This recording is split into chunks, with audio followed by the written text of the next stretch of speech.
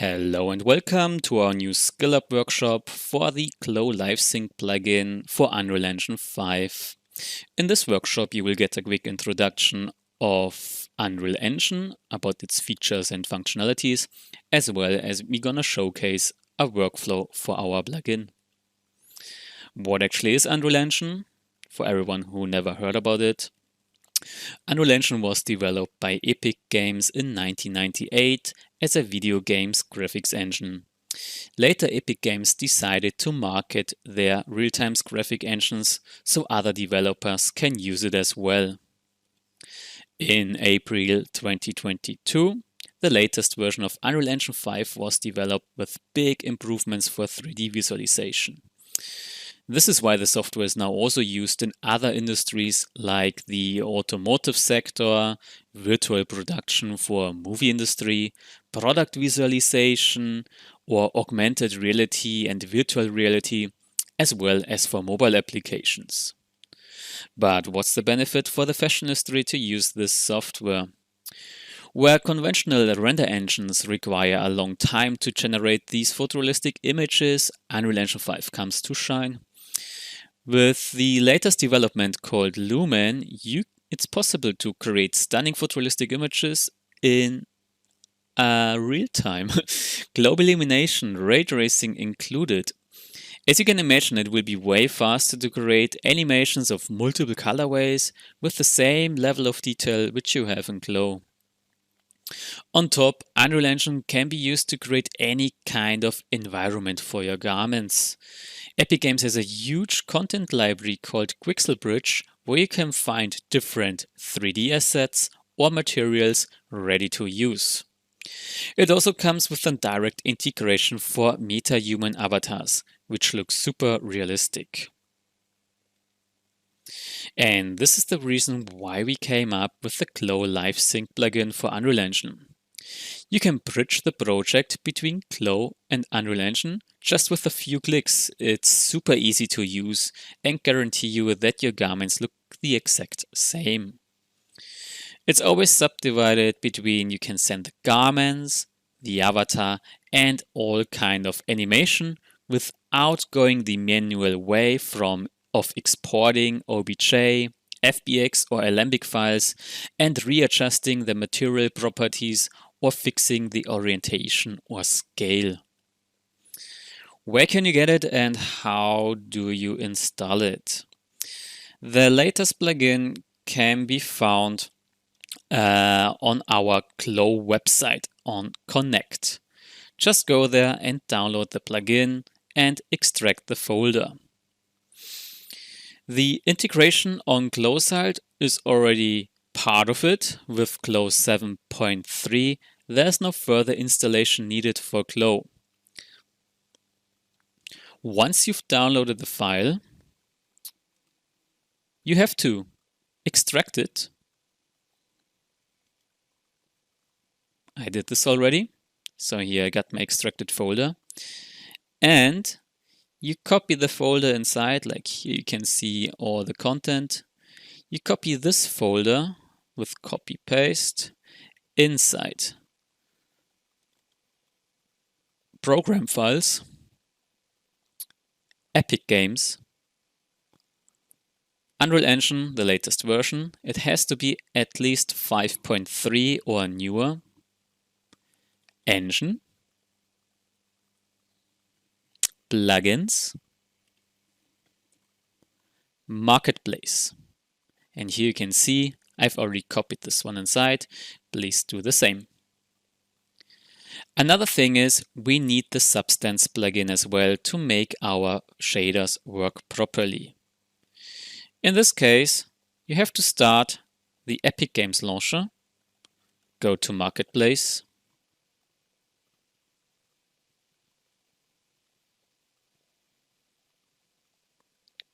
search for Substance. Here it is, Substance 3D for Unreal Engine. And download and install to your current engine. I've already done this, so this is why I get this message.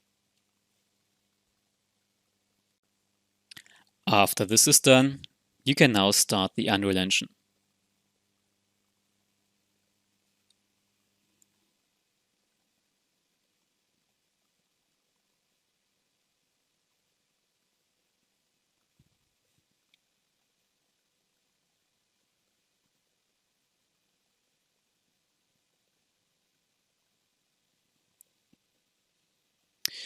You can see plenty of presets. Some of them are for video games, other ones more for the movie and video industry, architecture, and automotive and product design. So if you want to start from scratch, I recommend you to go with the automotive product design, and then here's the blank one. It has a camera already and some basic light. In our case, I already have one project file prepared called SkillUp, which I'm gonna open instead.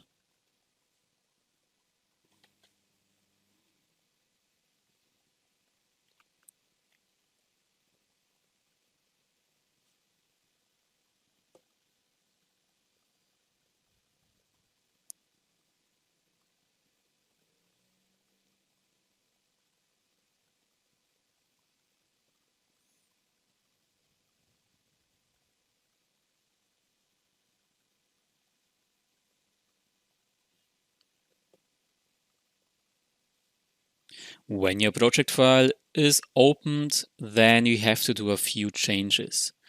So first of all, at the top right corner, you can find the settings. If you click on it, we want to make sure that the CLO LiveSync plugin is properly installed and also activated. Same goes for the Substance plugin. So click on Settings, then Plugins. Search for CLO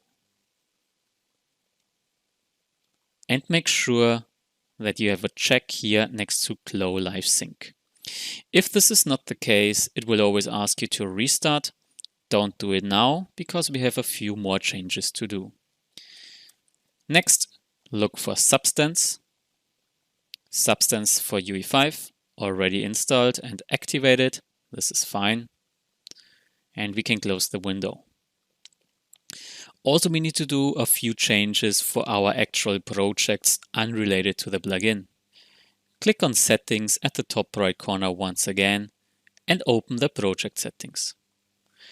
There's plenty of different project settings which you can adjust. So this is why we simply look for RHI. And here we can see we are currently running with DirectX 11. By default, this should be DirectX 12, so please make sure to downgrade to DirectX 11 just to make sure you are not facing any crashes or freezes. Also look for translucency, and there should be one checkbox which says enable support for order-independent transparency on translucent surfaces. You want to make sure that this one is activated as well, so you can see any kind of transparency of your fabrics properly. Again, it says here at the top bottom corner that any changes requires a restart. So now it's time to click on Restart Now and wait for a bit until the project file opens up again.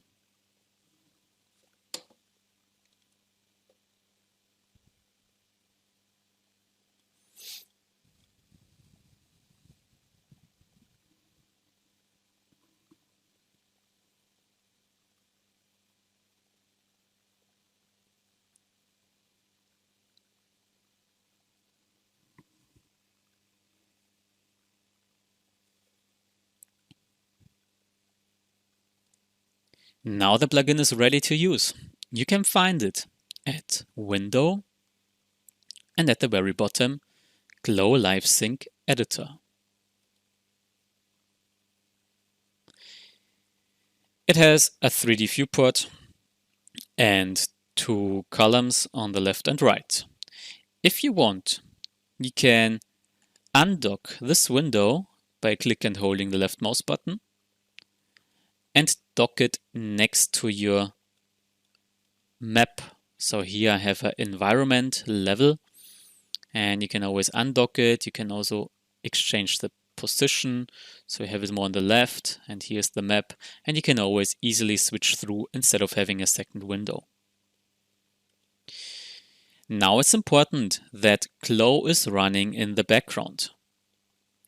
I do have already a project file open. Here this futuristic sci-fi outfit, which I want to bring into Unreal Engine. There's a few things where you can improve the performance. First, you might want to double check your top stitches. Any kind of top stitch requires a lot of polygons if it's a 3D top stitch. So you can click onto the top stitch in your object browser. I only have the single needle here. And change the mode from type OBJ to type texture. In my case, this is already done. Then of course you lose a little bit of detail, but trust me, these top stitches have a lot of polygons, so you want to make sure that you only put as much detail as necessary.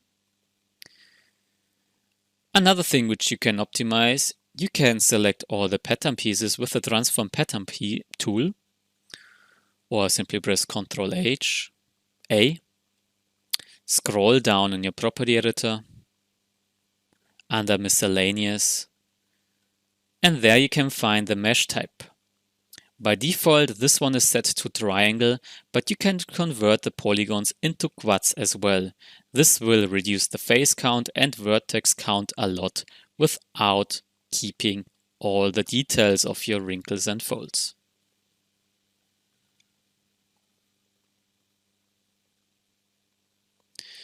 Now, since this is done, you can theoretically save this project file and then go back to Unreal Engine.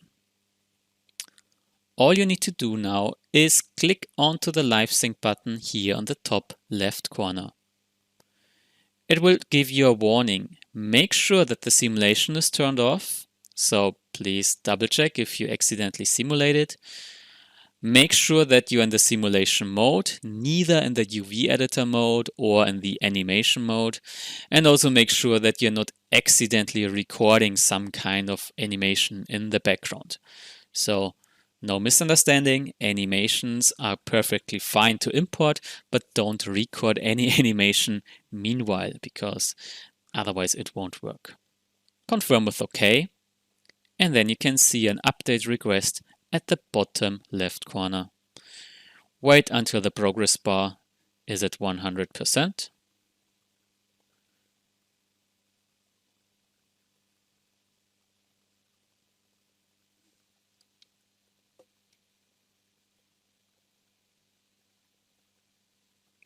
This usually takes some time, depending on the particle distance and texture resolution of your project, as well, of course, of the speed of your PC.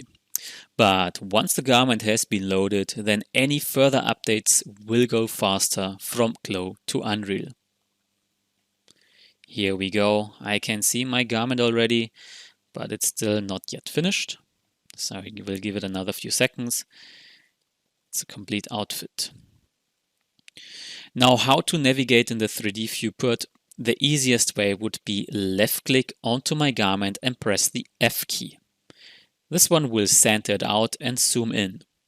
If you now press Alt on your keyboard plus the left mouse button, you can rotate around. If you press and hold Alt plus the right mouse button, you can zoom in. And if you press and hold the middle mouse button, including Alt, you can move up and down. So this is basically a very good way to navigate around. You can see all the details have been, and materials and fabrics have been already loaded. I can also see I get some nice transparency. There's some kind of mesh fabric. I can see what's below. And now there's a few steps how we can proceed. Now there's a few options on how we can further proceed at this step. The file is split between garment and avatar. you always have to choose which one you want to import. For garment, you can click onto the Save Selected Objects icon and choose either Static Mesh if you only want the geometry, or Geometry Cache. Geometry Cache will include the animation as well. For avatar, you can also save Static Mesh and the Skeletal Mesh, which will include the rig. So if you have any further animation sequences, these ones can be easily applied to your skeletal mesh of your avatar. Let's proceed with the garment and choose Geometry Cache, because there's some nice animation also.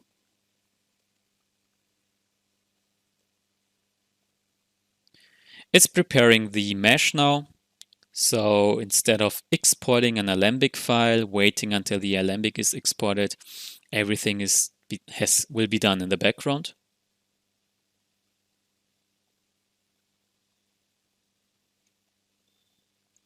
Give it some time. It's quite a long animation.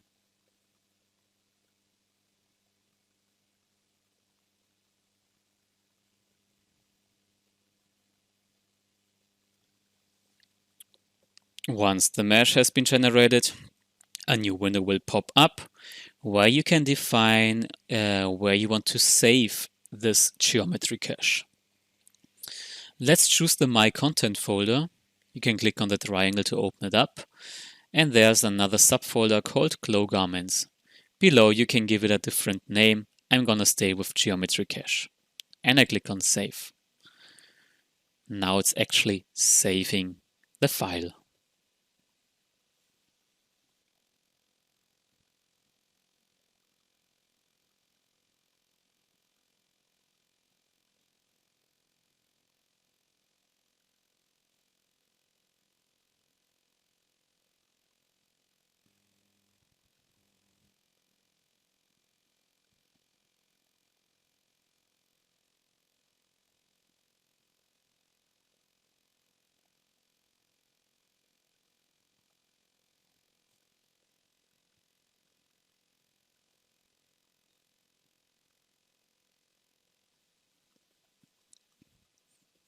Alright, it's finished. Now let's bring this garment into our scene. I click at the top tab where it says Environment, and I'm gonna open up the content drawer. The content drawer can be found at the bottom left corner. You can also press Ctrl and the spacebar. We have to navigate inside the same folder where we saved our geometry cache. It was in My Content, CLO Garments, and here you go. Here you can find the geometry cache. I'm gonna quickly press and hold the right mouse button to adjust my viewport a bit. Open up the content drawer again and drag and drop my file into the scene. And that's it. Exporting the files from CLO and importing them in Unreal Engine manually would take much more time, especially when it comes to adjusting the materials and texture for Unreal Engine 5. But by using the plugin, you already get everything, the textures and the rotation and the scale correctly set up. Every geometry cache comes with material instances. If you go inside the geometry cache folder here, you can find plenty of material instances, each one for each fabric. With material instances, it's way easier to adjust the material properties like the normal map intensity, the color, and so on. Usually this would be a super complex node tree, which is not very easy if you're new to Unreal Engine 5. But with material instances, it's just a matter of a few clicks. So let's take a look. I'm gonna zoom in. By the way, you can also navigate by press and holding the right mouse button and use W, S, A, and D and Q and E, like in a video game. And then you can see I'm kind of missing the intensity of my leather texture here. the normal map intensity. This is where I'm going to go to my content drawer, open up this leather material here, and I'm going to undock it so I can see it directly here in 3D. Scroll down until you see the normal map. Here I can see it already. And look for the normal map intensity. It's super low, so increase it until it looks more realistic. And here we go. We have a better normal map. I'm going to close this window, and I'm going to do the same maybe here for the second metallic material. I'm going to undock it, scroll down, and increase here the normal map intensity, maybe to 10. And now I can see the structure showing up properly. Changing colors is also possible. I'm going to open up the material instance for my tarp, undock it, look for the base color, it's here, click inside the color field, and then you can easily change the color and give it a different tint.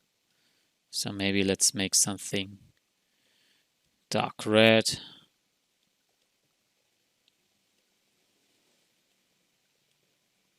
Something like this. Confirm with OK. And we have a new colorway created.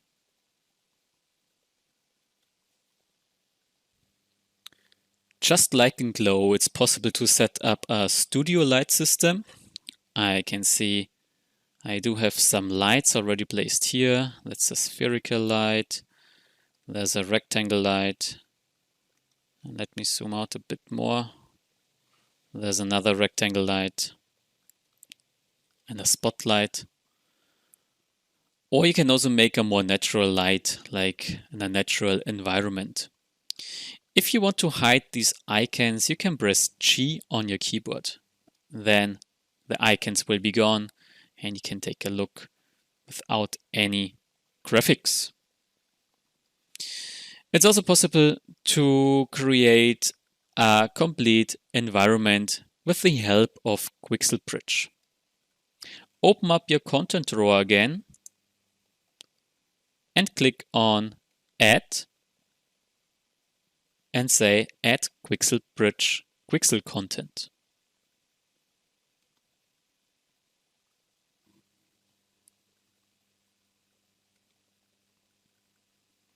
When you open up Quixel Bridge the first time, you might have to log in with your Epic Games login credential once again.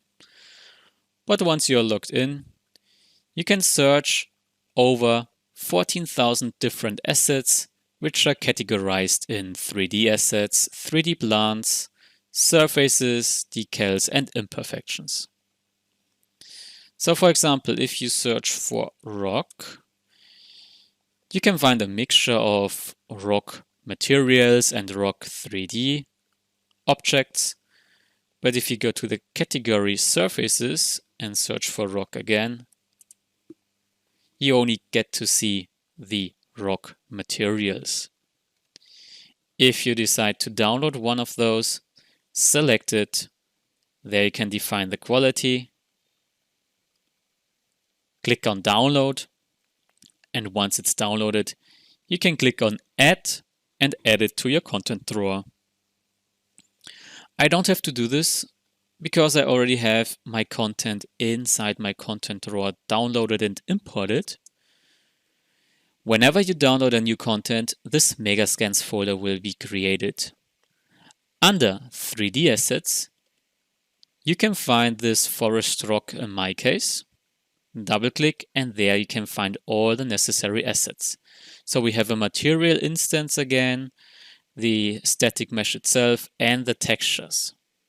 If you can't see the icons, all you need to do is you need to select all 5 of those and drag and drop by holding the left mouse click a tiny bit, and then you can see the thumbnails properly. You want to grab the static mesh and drag and drop it into your current scene. And here we go. We have a rock. You can do this multiple times, somehow like this. Or you can also press and hold the Alt key and use the arrow of your gizmo to create a duplicate. If you press space, you can easily switch between different types of gizmo, like rotation, scale, and positioning. I'm going to make another duplicate. And if you do a right mouse click onto these 3D static mesh, you can also access the transform functionalities in the right click menu and, for example, mirror it on the x-axis. Maybe something like this, maybe a little bit more to the front, to the bottom, somehow like this. So this could be my rock environment. I do like it. And maybe I now want to add a few more things. At the top bar, you can change from selection mode also to foliage mode. With foliage, it's super easy to create different kind of trees, plants with downloaded assets from your Quixel bridge, for example. I do have in my Megascans folder already a subfolder called 3D plants. Here we go. These static mesh assets will be recognized already as foliage. All I need to do is I need to select the ones which I want to place, maybe those 3. You can also mark them by pressing and holding Shift and do some changes. For example, you can have a variation in the scale here. And then I need to brush them over the surface. Maybe the scale of your sphere is quite big and looks like this.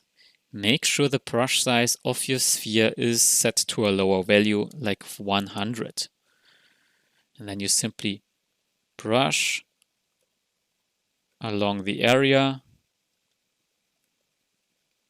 where you want to place some plants. Maybe the last one I don't like. Maybe one more here. Here we go. Afterwards, I go back from foliage mode into my selection mode.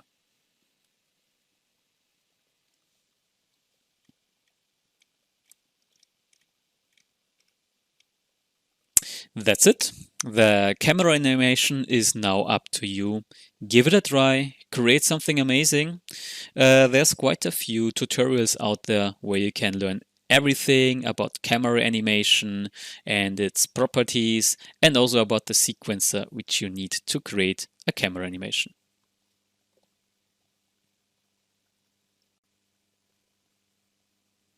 At the top bar, you can also find the play button.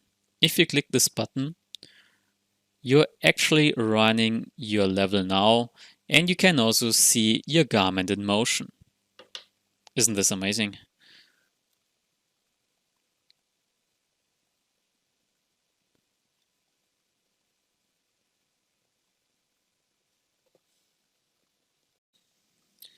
Let's talk about MetaHuman.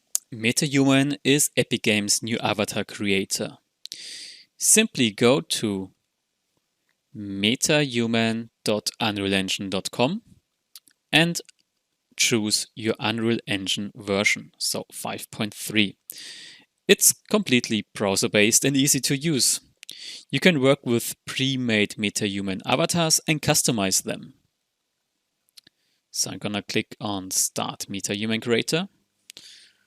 And once everything is loaded, I'm ready to create my own unique MetaHuman avatar.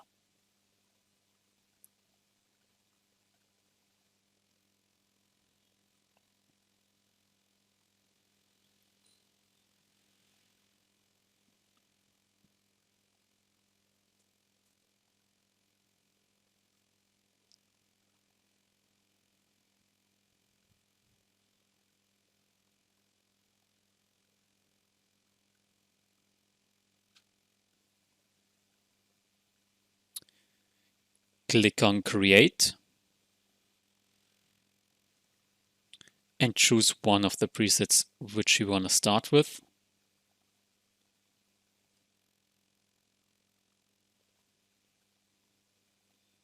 And at the bottom, you can create the character. You can change anything regarding the facial look. You can choose between 18 different body shapes, from small, average, and tall. The important thing is that you don't apply any clothing, because you want to later apply the garment in CLO.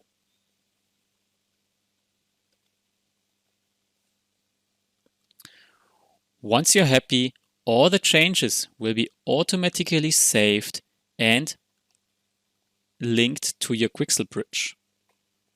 It can be downloaded the same way as we just did for the 3D assets at the Quixel bridge, the rocks for example. Going back to Unreal Engine, I have another map, another level prepared. I open my content drawer, go to Maps, and open up the studio. It will ask me if I want to save the current changes in this level, including this garment. I say Save Selected. And then the studio level will be loaded.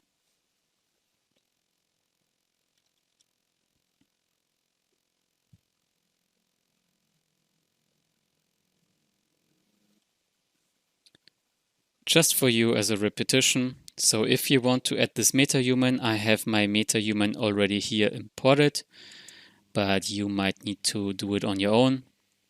Click on Add, open the Quixel content, the Quixel bridge again, and here you can find the MetaHumans.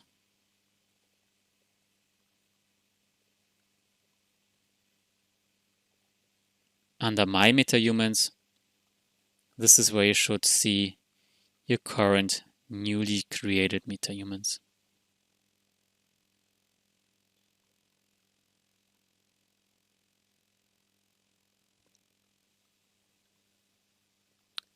I'm going back to my studio. I close the bridge. And you can drag and drop the MetaHuman into your scene file. Make sure that the location of the MetaHuman is set to 0, 0, 0. So you select it and null it out. And then create a new level sequence. There's multiple ways how to import the MetaHuman now into CLO. The easiest I'm going to show you. Here we can see this icon. You can create a new level sequence. I have a subfolder already created. I recommend you to keep your folder structure nice and tidy. And I call this one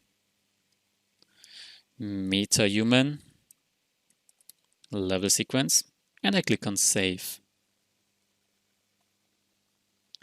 I select the MetaHuman. It will be also automatically selected in my outliner, and I drag and drop it from the outliner into my sequencer.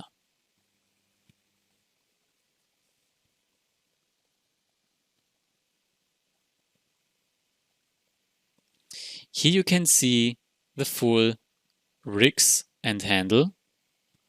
There's the body below, and here's the control rig.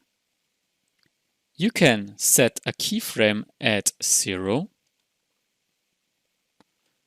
move forward maybe 30 frames as a transition, and then animate the A pose into a more relaxed pose. So for example, I'm gonna zoom in, I click on this handle, and I'm gonna rotate this arm and that arm down by 20 degrees. This one as well by 10. And maybe a few degrees back, 20 degrees to the back. Something like this. You can do the same for the feet as well, but I think this one looks quite good. And then you have to scroll to the top again to see the control rig and create once again next to the control rig another keyframe at frame 30. If you scrub back and forth, you can see you now have a keyframe animation going from the A pose into the relaxed pose. So it's up to you which pose you're gonna create. Afterwards, right-click onto the body and say Create linked animation sequence.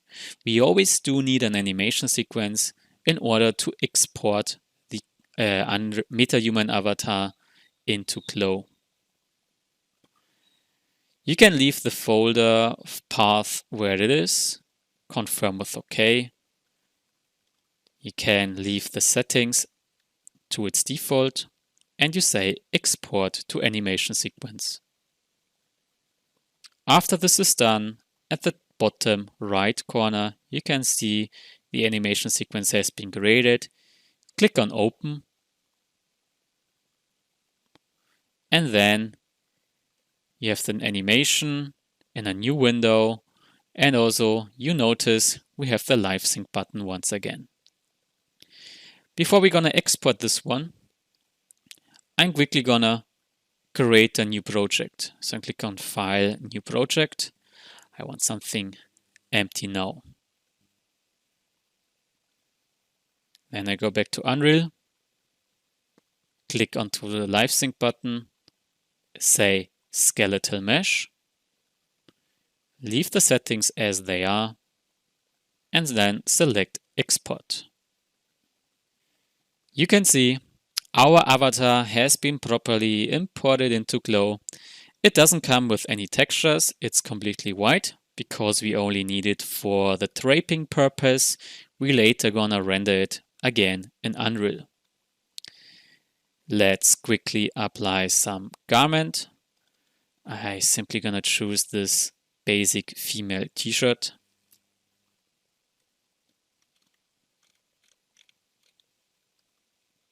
Adjust its position.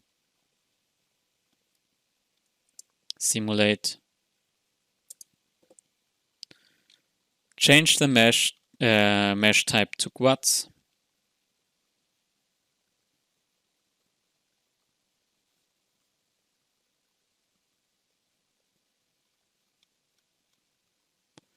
Maybe reduce the particle distance.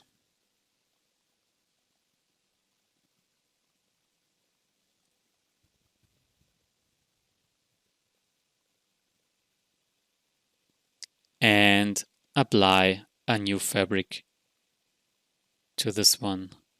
Let's go with cotton canvas and maybe change the color to something more interesting, like green, and simulate.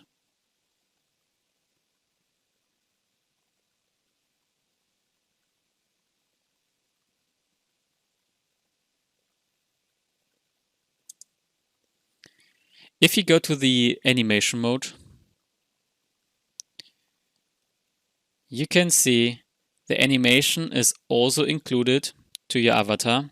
So if you want, you can record the animation now, so it comes with the animation. In our case, we already have done a geometry cache, like we already imported animation.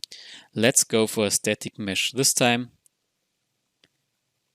So go back into the simulation mode, make sure the simulation is turned off. Back to Unreal. Go to the LiveSync editor. I have this tab already open. If it's closed, then simply go to your level. Here, there's the LiveSync editor. And click on Update.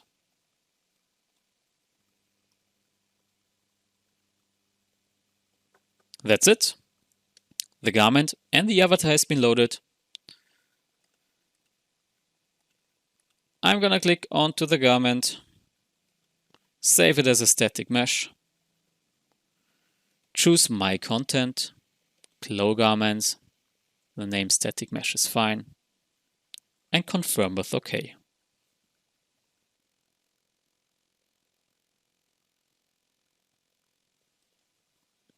Afterwards, I'm gonna leave the sequencer. You can close it here.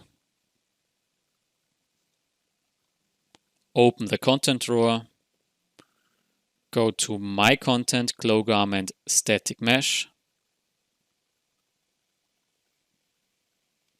It's actually here under CLO Garments. There's the static mesh. Drag and drop it into your scene. To match the position, you simply have to apply the same location coordinates, which were 0, 0, 0. And now she's wearing the garment.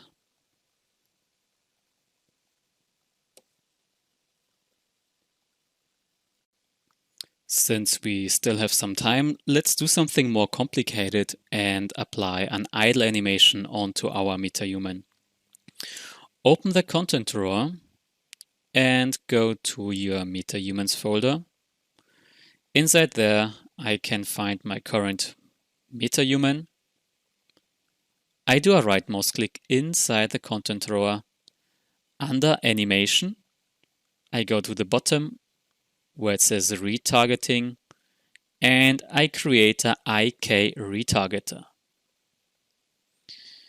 I can call it IK retargeter MH. Don't use any space. And open this one. At the right side, this is where the interesting thing is happening. You always need a source for an animation. So the source for animation could be any kind of other animated avatar from Unreal Engine. By default, Unreal Engine comes with these mannequin avatars. If you don't have those avatars inside your content drawer yet, you can simply open the content drawer, say Add, and then add feature and content pack and use the third person content pack. Then you get this avatar including its animation imported. So you can also use MetaHuman to run around like this. This one is already done. So I can click here, use the IK mannequin. Oops, it's quite big. That's the male one, so maybe I can search for Quinn.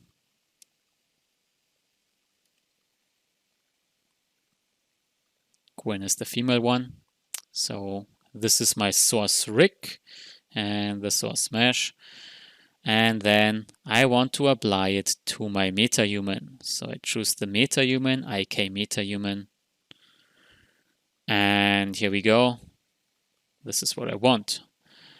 I can offset it, not on the top, maybe here to the side, so I can see them next to each other. And then I can choose between all these different animations in my asset browser, which are already applied to this Quinn character. So we have this idle animation here quite in the center. Double click, and now you can see our MetaHuman is doing the exact same. Once this one is selected with a double click, you can click on Export Selected Animation to Animation Sequence. So let's choose our MetaHuman folder. I have an animation folder here created, and I say Export.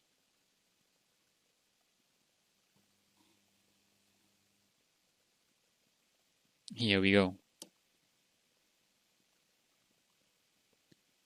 You can go back to your level, the studio level. Select your MetaHuman.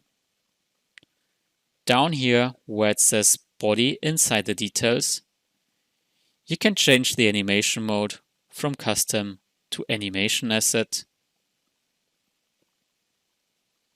And then apply a different animation, maybe the idle animation, which we've just created. Here we go. Now our MetaHuman is idling. But my t-shirt, of course, doesn't fit anymore, so I need to delete this one. So maybe I need to create a new one.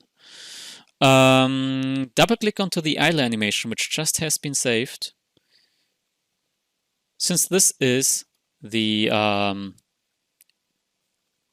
animation sequence window, I can now once again click onto the LiveSync button, save as skeletal mesh, and click on export.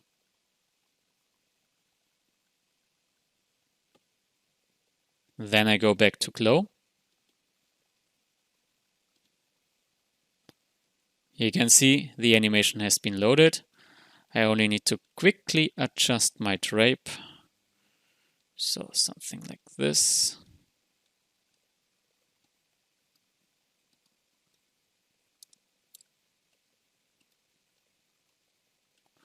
I will do this now quickly.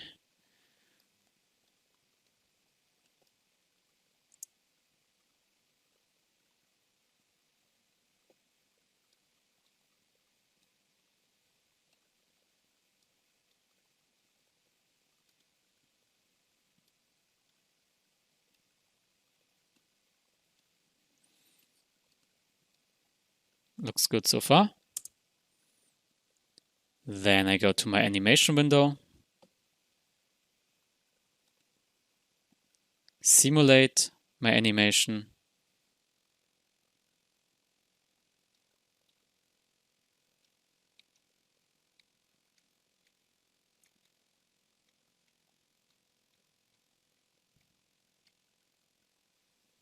okay, I think that's enough.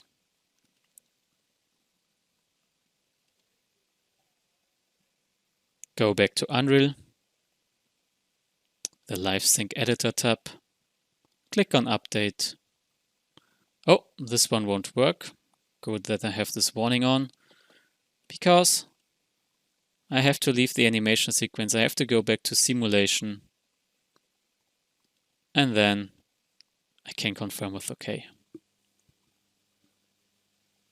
So you can see it's quite easy. It's always the same process and super intuitive. So thank you for joining. I hope this session gave you an idea of the power of Unreal Engine 5 in combination with CLO LiveSync plugin. Please take a closer look at what you can do with MetaHuman and its official website. For the next 5 till 10 minutes, we will try to answer any questions you have regarding Unreal Engine or CLO. Also, please let us know in the chat or through the survey which other topics you are interested in for our next Skill Up workshop.